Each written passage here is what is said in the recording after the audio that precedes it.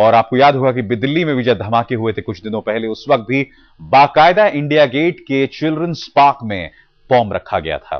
तो जो हुआ उससे कहीं ज्यादा खौफनाक था आतंकवादियों का इरादा। पुलिस ने धमाके के 1.5 घंटे बाद 2 और जिंदा बॉम्ब बरामद किए। जाहिर है आतंकवादियों का इरादा बनारस को सीरियल धमाके से थर्रा देने का था।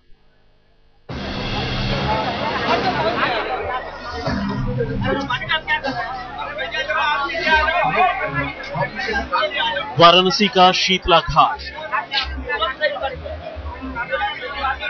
वाराणसी का जिला अस्पताल। ये तस्वीरें बताने के लिए काफी है कि वाराणसी शहर में तबाही को अंजाम देने की कोशिश की गई है। चंद मिनटों में ही इस शहर की हालत और सूरत बदल गई।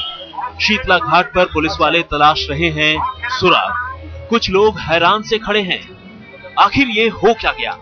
जमीन पर बिखरे पड़े हैं सामान, कहीं फटे कपड़े, कहीं टूटी फूटी चीजें और कहीं खून के छींटे।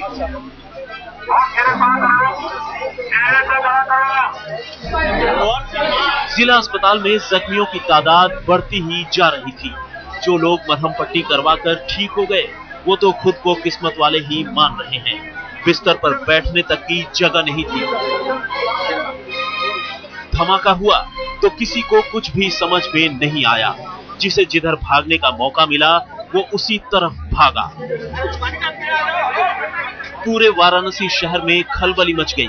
किसी को कुछ समझ में नहीं आ रहा था कि ये क्या हो गया। खबर शहर में फैली तो लोग अपनों का हाल जानने के लिए बेताब हो गए।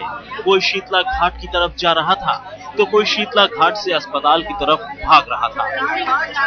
एक और मंगलवार, एक और 7 तारीख, वाराणसी में एक और धमाका और शहर में एक बार फिर अफरा तफरी। वाराणसी से करुण मिश्र के साथ आज तक ब्यूरो। यहां ये डर का धंधा है जिसमें कभी कभार सफल भी साबित होते हैं, और इस बार फिर जो है इंडियन मुजाहिदीन ने उसी अंदाज़े बयां में यह धमाका कराया। आपको याद होगा कि इससे पहले जो धमाके हुए थे उसमें बाकायदा इन लोगों ने ईमेल अटैचमेंट्स में तस्वीरें तक भेजी थी। जयपुर के धमाके याद होंगे आपको, उस वक्त भी बाकायदा तस्वीरें अटैच करके भेजी गई थी। इस बार भी मलाड के एक अनसिक्योर वाईफाई कनेक्शन से जो तस्वीरें, जो ये ईमेल भेजा गया था, अल अरबी के जरिए भेजा गया है। अल अरबी है वो ईमेल आईडी बताया जा रहा है और उसके जरिए ये ईमेल भेजा गया।